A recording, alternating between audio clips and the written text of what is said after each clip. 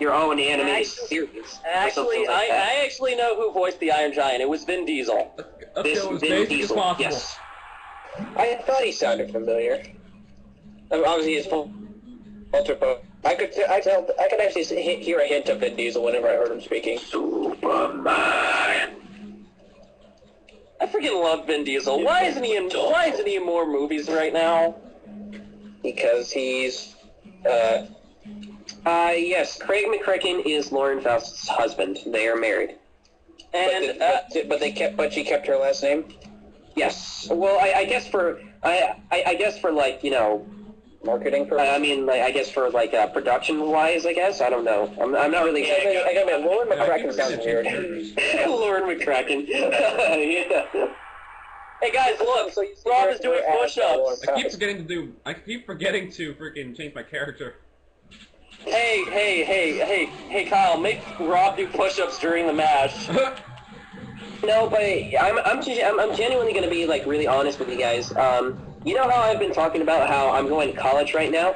It's mainly because I genuinely have to thank Lauren Faust basically for because if it weren't for My Little Pony: Friendship is Magic, the show honestly has inspired me to want to go out and to tell all of my stories through animation as a field, because I love animation, and I especially love animated films when they can actually, they don't use it to like dumb down their story specifically to appeal like to a specific audience, like to a family audience. I love animation that can tell any sort of story and tell it well, and like and it's like, and that just really speaks out to me. And it's like, if it weren't for My Little Pony: Friendship is Magic, I probably would have never really gotten like the idea to go out and tell all of the stories that I want to tell through animation. Oh, no. So that's why I'm going to college right now, is that I'm taking up beginning drawing classes, and then later on in the year I'm going to be taking 2D animation classes and cartooning and things like that, so I can actually start working towards my future. Well, Eric, if you ever need voices for your characters, be sure to call me. I have a very wide resume. Oh no! Oh, look at that. You know what? I love this level. Eric, let me tell you something. I love this. I like Isle Delfino as a level. Getting to fly all over the place and see all the... you know what? I really wish that Peanut Park was actually one of the levels in this game. Hey, Chance, stop losing. Yeah, because like I ended up realizing that almost all of like my favorite films, like of all time, are like animated ones. I mean, Chance, you're not gonna last very long.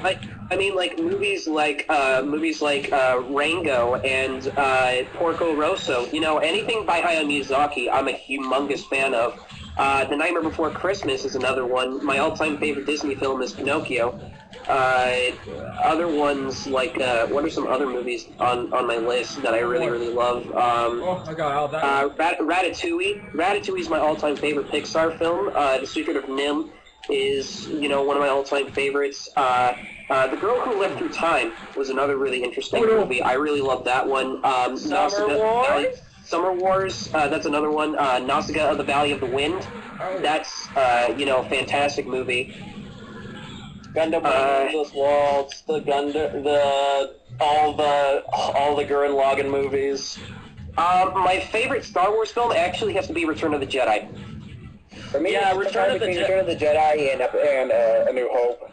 Yeah, same here. A New Hope is how everyone's introduced to it, and it has like one of the best sequences in the entire series, the attack on the Death Star. But guys, let me. Return of the Jedi just gives you that sense of closure that makes you feel satisfied. Yeah, it does give you that sense of closure. But here's the thing: I'm such a huge fan of the Star Wars trilogy. I actually went out and got the VHS tapes. No CGI whatsoever. It's the true blue theatrical stuff.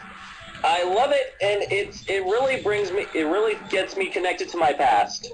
Oh yeah, guys, we might as well mention this right now. It seems that us as a group, we all became Doctor Who fans. Yeah. I'm initially gonna say this right now though. And no offense, and no harm taken you know, to anybody who dislikes the prequels and stuff like that. Just for me, my favorite out of that series has to be Revenge of the Sith.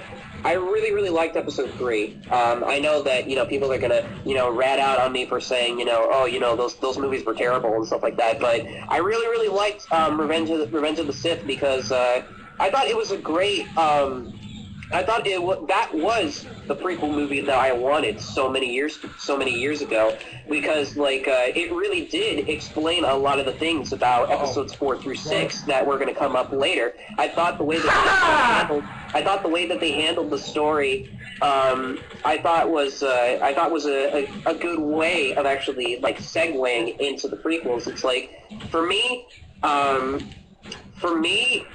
think the worst has to be. I think the worst prequel has to be Attack of the Clones, personally. Good job. Attack of the Clones, I really didn't like at all. Run, he'll destroy us all!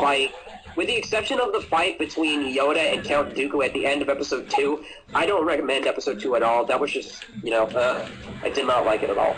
Okay, at my standpoint, I can really understand what you're saying, Eric, because let me just say this. The first two, like Phantom Menace and Attack of the Clones they were so boring. It's almost like a freaking play, but when it came to the third movie, I felt like they were, the ending of the episode 3 felt a bit rushed. Okay, guys, let's quickly get to where they found us in the original trilogy. I mean, and again, I mean, and I'll say this right now. I mean, I don't hold it against people if they didn't like those, if they don't like the prequels. It's just more so for me, it's that, when it comes to film, I don't try to view movies like of that caliber, like the Star Wars franchise, like in such high regards because it has this big of a following and it means a lot to people as much as they can. It's just me being an avid moviegoer. I just try to view it as its own separate film. So that's why I don't really, you know, dislike them as much as other people. I understand that they have their problems, but you know, it's just like I just kind of view them as their own individual films and things of the sort, which is why I didn't think Indiana Jones 4 was as bad as people said. I mean, I remember when Indy 4 came out, people were just going off on a tangent about how they thought that movie was like the worst thing that they had ever seen, and I was just kind of going like, huh, you know what, I've seen worse. Hey Eric, who's next? Who lost? TheOhioBronyShow. Paul. That would be Tradley. Alright, Tradley, you're in. Okay, guys, is there anything that you would like to ask the characters? Because we're also because, you know... Time to light the torch.